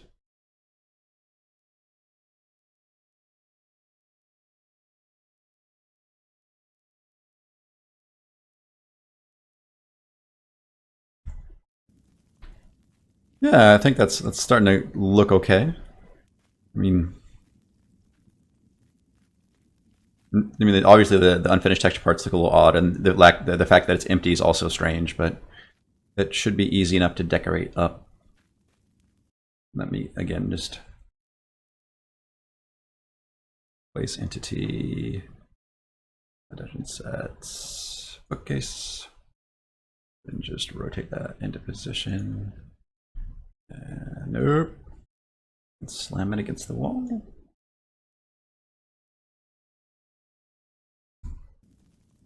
Yeah, that one. Let me ungroup that. Yeah, so that should be fine. There we go. And place entity, clutter, candle. This should be, yeah, nice. It's probably super dangerous to actually put a candle on a bookshelf, but I think it would look nice. Yeah, so my thought is to have these prefabs that slot into the empty spaces on the shelves, and have maybe, I don't know, like I'll probably have to have quite a few, like maybe anywhere to 4 to a dozen of different ones, and then have the shelf kind of at random pick those.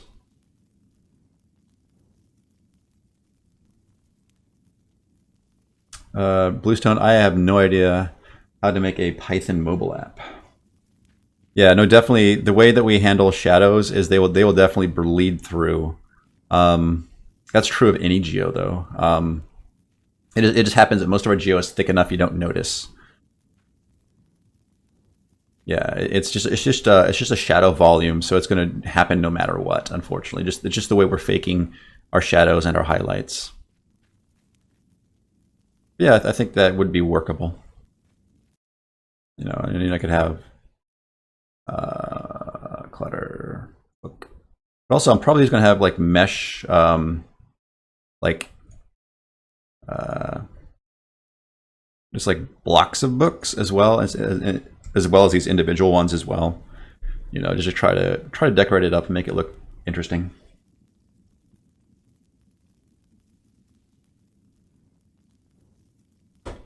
But yeah, and then yeah, so this I think this will work. Let me just quickly finish out this texture, and then I will get to making those recursive prefabs, or maybe not recursive, maybe just regular prefabs. The recursive ones can blow up sometimes.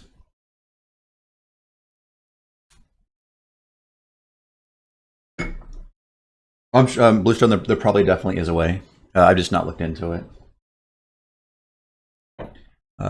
Yes, so that's that. There we go. Texture, Joshua, texture. See if I can get this done before my stream is over. Focus. And actually, too, this is incorrect. Like these shelves should be like this, and not because they shouldn't go all the way through. Yeah, because I have literally have a bookshelf to my left that I could be referencing, but I'm not.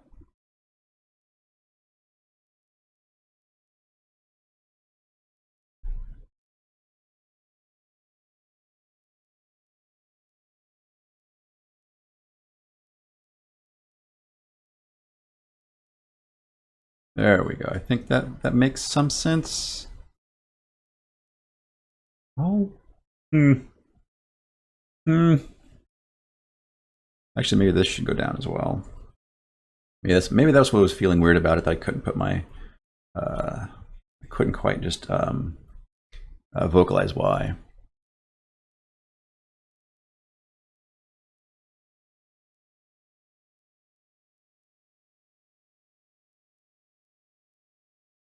There we go. I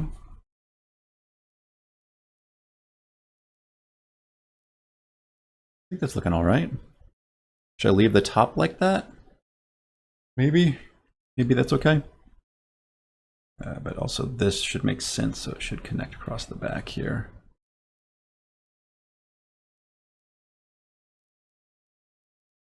Is that not, that doesn't seem to line up either. Oh my goodness. Just go to this view. Well,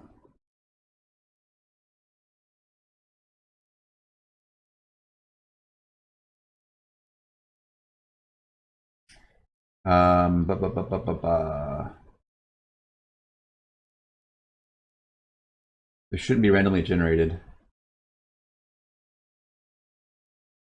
Why should the items not? Why can't I just have like just random things that are just thrown in the bookshelf?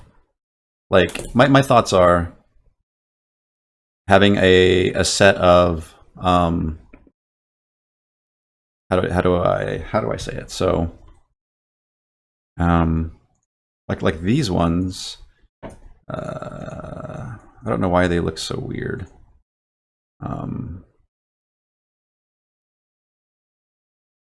Let me just quickly try to illustrate without spending too much time on it. Where did my bookcase go? Okay. Cube. Scale. Get scale. Scale.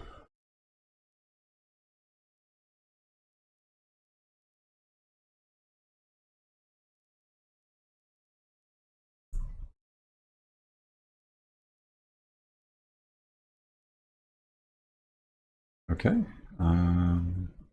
Tab view, project from view. And then this can be room textures. Yes, that's right. And then these will be something like this. Again, this is super rough. So like the texture is going to be all borked and not quite right, but something like this.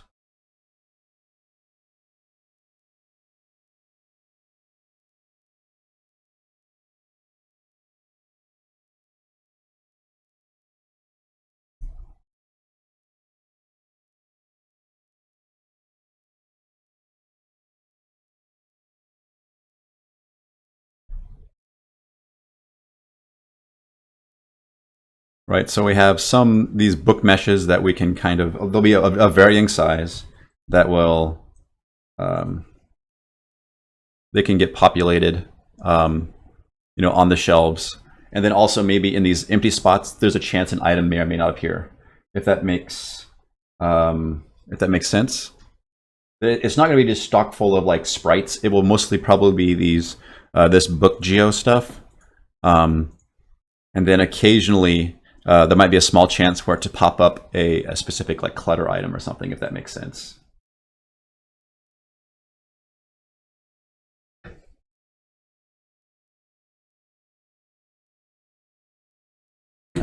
My voice volume or what volume? I can pull my voice volume back a little bit. It's hard to say. Like sometimes like my microphone is right here, literally. It's almost in my face. So depending upon where I'm sitting changes how loud I get as well. But yeah, if that makes, hopefully this book thing makes sense. Like what I kind of plan to do with like these kind of books to throw in here plus items. The Life is Yours says, I've been here before a long time ago. Yeah, thanks for coming back. It's nice to have folks return.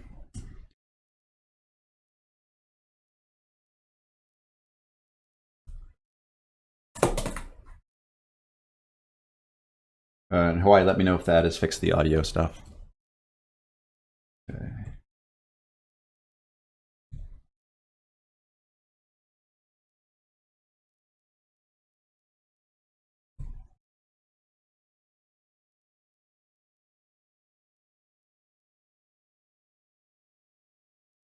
I'm just gonna, nope. Let's freehand these. I'm making a video game called Delver, which is what I'm doing right now. I am making art for it.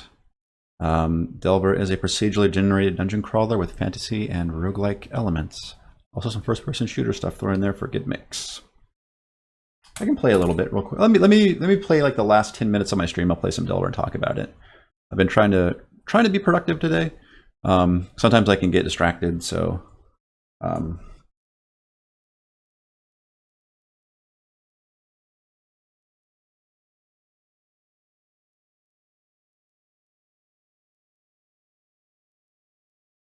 take care, Bluestone. Yeah, definitely. There are spiders in the cave level.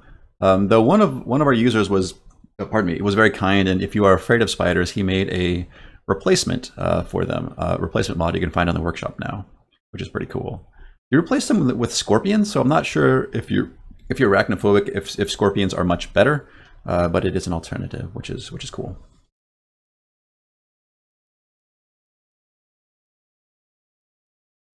If I'm using OBS, turn on a compressor. Yeah, I am using OBS. If you think, yeah, no reason. Like if you have to go, don't feel bad. I archive all of my streams out to YouTube, and I've been actually coming this July will be 1 year of me streaming every Sunday, which is pretty cool.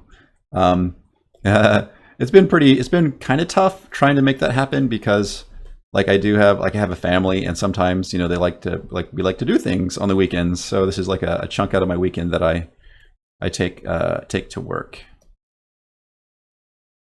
But it's been a really rewarding and cool experience.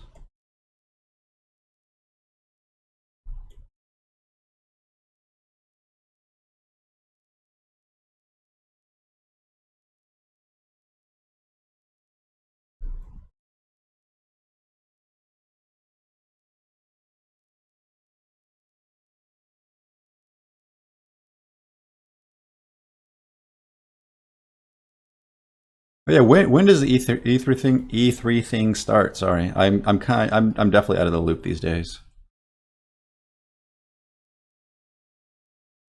So I even had last night we had some folks come over for a get together, and they were some of my friends were talking about it, and I just still completely spaced on it.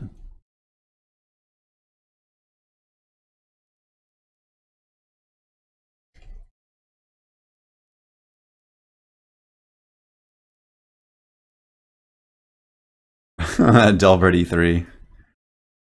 Yeah.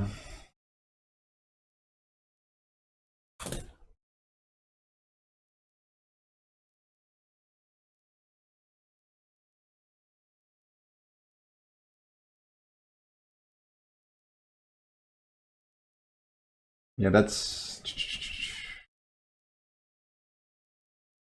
definitely somebody impersonating a dev. Yeah, he's trolling.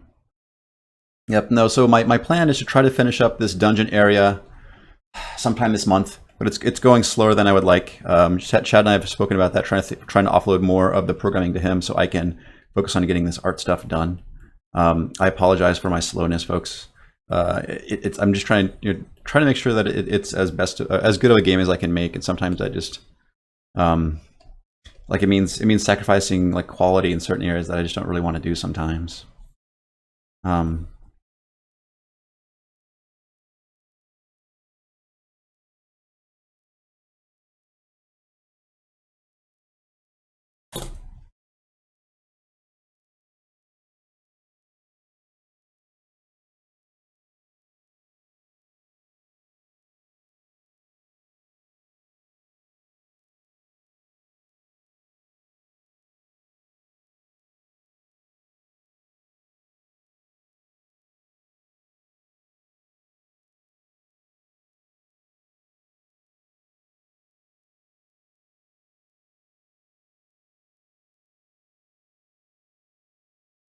I can, yeah. Let me not worry about that right now. Ba, ba, ba, ba, ba.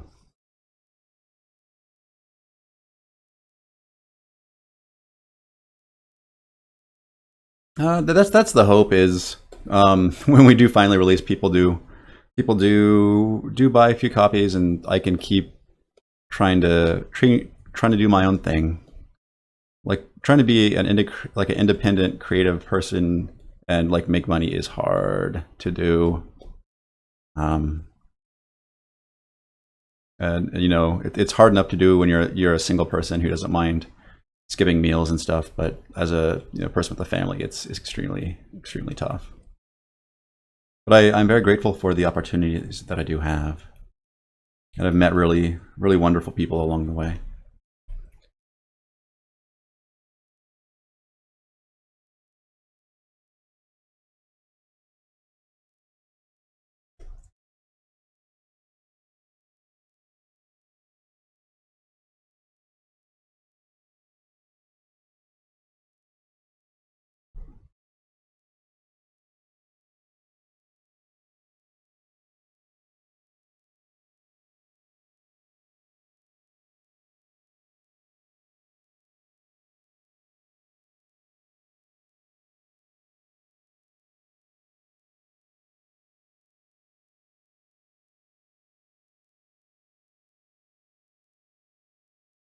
Gotcha. Yeah. Don't worry who I'll just probably flag the review as somebody impersonating a developer who's not a developer. Yeah, I know we got to really get some negative feedback about that. I mean, I personally am very happy that we have proper Steam Workshop support because people are making really cool stuff with it. Yeah, some people saw it as a move for us to just never finish our game, which we are going to finish it. It's just early access has kind of a bad rap, and I think they take out their frustrations with the whole, I guess, early access like community in general, and I understand people's frustrations. Like we're doing our best to get this thing done. Like I said, I've been updating the community every Sunday for about a year now here on my Twitch channel. So I'm trying to be as open and honest and communicative as I can. And again, if there's anything I can do better, please let me know. Like I do want to let folks know what I'm working on, what I think is important, and why we make or do not make our deadlines. Because our deadlines right now are just self-imposed, trying to help us just focus on the things we need to get done and not just, spin.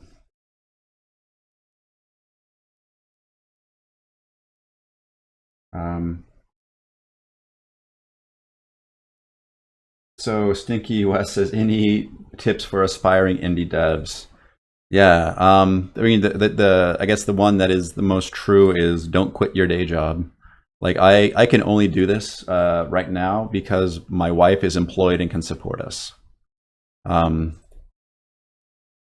Even being on early access, Delver, it makes a little bit of money. Like I can afford my software, but I couldn't eat off of the money I make.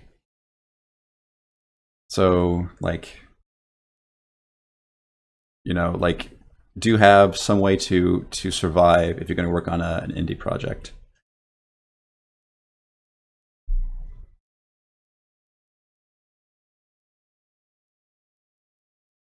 I don't know, like I've heard people complain about Subnautica too. Like people complain about early access if it doesn't get updated enough, and people complain about early access if it gets updated too much and it changes the game. Right? You can't really win either way. Let me just preview those changes. So play and K and refresh. Yeah, that's looking all right.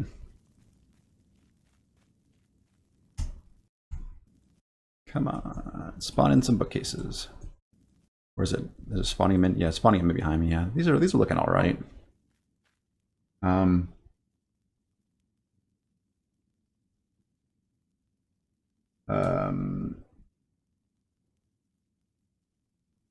Yeah, there are certainly people who just use it as a cash grab. I mean that has happened, right? People have shown up, taking people's money, and either like never updated a project or never delivered at all. And you know, to be fair, we have been on early access for 4 years, but we also have put out 14 updates. So it's not like we haven't been updating. And you know, also as the project's matured, the updates have slowed down because you know, when you first start a project, like you're just making like progress really fast because you have nothing and you're starting from that and you're going forward. But now we have a lot of code and a lot of content we have to kind of manage, you know, and it's, you know, it takes time and effort now that the code base is just bigger. Try to think why I used to spawn bookcases next to each other. Hopefully I didn't mess up the collision, but yeah. I guess I'm pretty happy with where this is going, actually. Especially with these mock decorations in there too. Yeah, I'll play a little bit of Delver, and then I will wish you folks a good day. Yeah, you could do a you can make a hidden door as a mover, and you could certainly make that happen. So yeah, so let me just launch the Steam version, and I'll play a little bit and talk about it. So let me just save this. Let me save my image. Let me close it out. Sure. And actually, let me just go to develop and play that a little bit. So, okay, let me just do a git commit -a-m, and then let's say working on bookcase. So I've committed all those changes, and then let's do a git push origin. Send those out to GitHub. Git status, so that's cool. So let's do a git checkout and switch over to develop. There we go. And then now I can just play from here.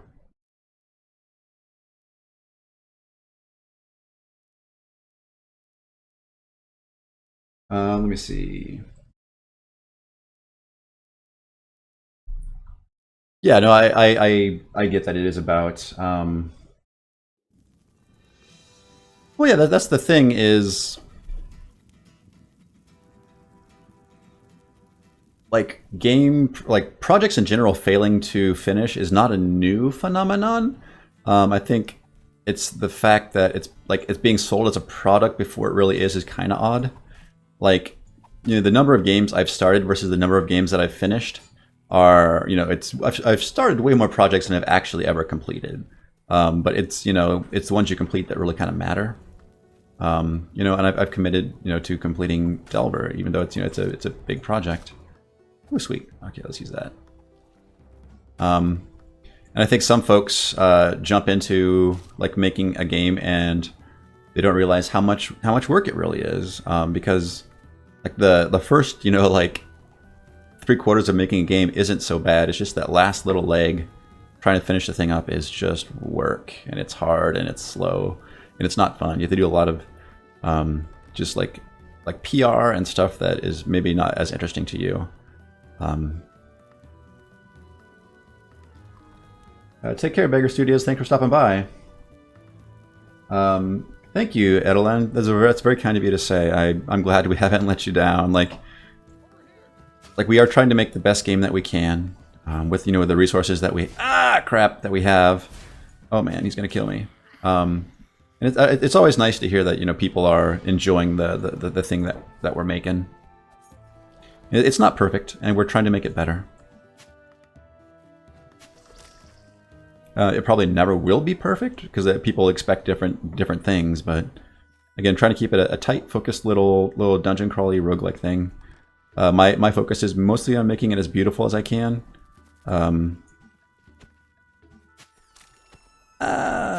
Jerk.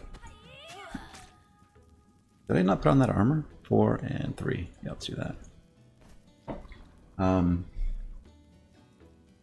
Definitely, bug fixing is a huge thing, especially with procedural generation. Bug fixing becomes tough because, like, if it only happens like once in 10,000, you know, because of the procedural generation, it's hard to track down. There are certainly techniques that you can use to find that stuff, but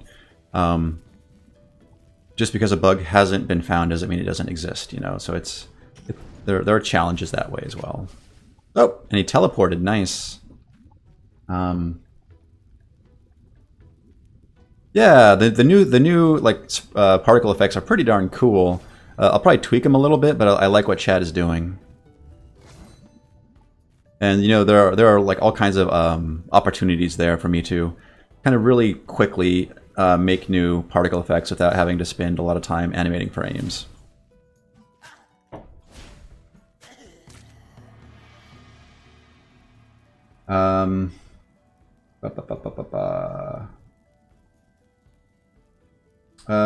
Arcane Acorn says, "Are there other weapons?"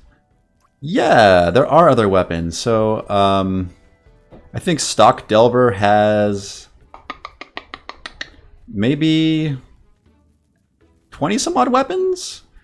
There are like, I think, a dozen different swords.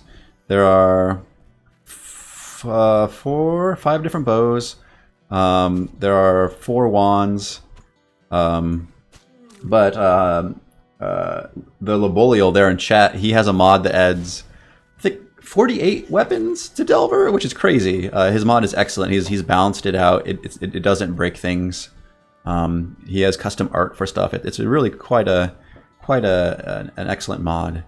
And you know, I mean, because to be honest, I don't want to add a lot of, like, because to me, I'm more interested in trying to create more interesting experiences, and just adding more weapons doesn't necessarily do that.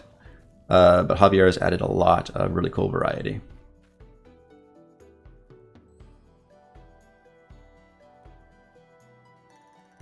Thank you for the kind words. The life is yours. Sneaky West says, "Would you recommend using early access?" Maybe. That's a really hard thing. Like, probably not. I don't know. Like, I know that itch.io is doing some interesting things where they have some tools where you can do, well, one, you can do an early access like thing, but you can call it whatever you want. And some games have done like first access or other things, but you can, one, you can set the price point whatever you want, independent what the final game will be, and you can also limit the number of copies that are sold. Sometimes when you have a fire mace, nice. Sometimes you just want to have a not a product, but just maybe have some testers out there that can help you kind of do bug reporting, and limiting the number of copies sold would be kind of nice in those early days. Yeah, let's throw this on.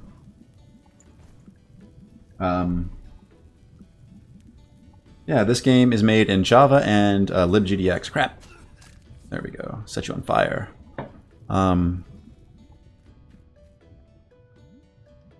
Oh, and Javier said he's in the process of adding a whole new batch of weapons, which is really cool. That's awesome. And Hawaii is linking out to the community Discord. There are usually folks out in the community Discord doing all sorts of cool things, mostly talking about like mods and other interesting things. So yeah, feel free to hang out there.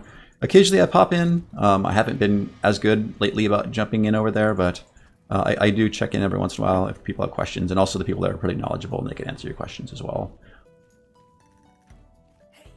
Okay. I think I'm gonna probably call it a stream here in just a little bit. Did I break it?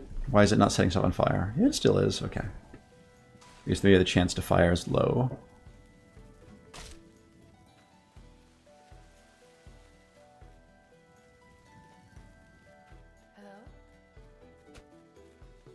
There we go.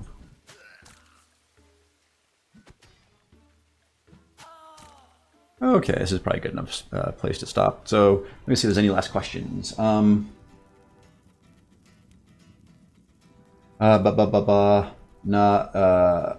says, if you would start developing a new game, would you still use libgdx? Yeah, so probably, I don't know, maybe not. Like, we have, that's the thing, is this started off as a hobby project and we got greenlit and we became a product without us really planning to be a product.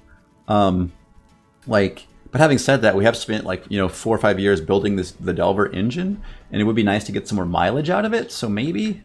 But yeah, it's hard to say. Like, if I were to start a new game project tomorrow, I may just use like Unity or UDK, simply because you get so much out of the box for free. It's really convenient. Like, in Delver, we've had to write, you know, like the renderer, we had to write all the physics stuff, and by no means is it perfect. You know, like we have there are things that we work around that gives, you know, Delver a unique feel, which you might not get otherwise if you had a really polished thing. But yeah, cool. So I think folks are leaving to go watch E3. I'm glad I didn't interrupt that too much. But thank you everybody for stopping by. I'm Joshua. I work on Delver. I think starting tomorrow I will do a make a roguelike over lunch break. So I'll probably do like a 1 hour stream over lunch working on a roguelike in Python. So if you want to learn about programming and starting a project from scratch, maybe that'll be a good place for me to show you how I would approach that. All right, thank you everybody who's bought the game. Thank you for watching my stream. Take care, and I will see you tomorrow or next Sunday if you're into Delver stuff.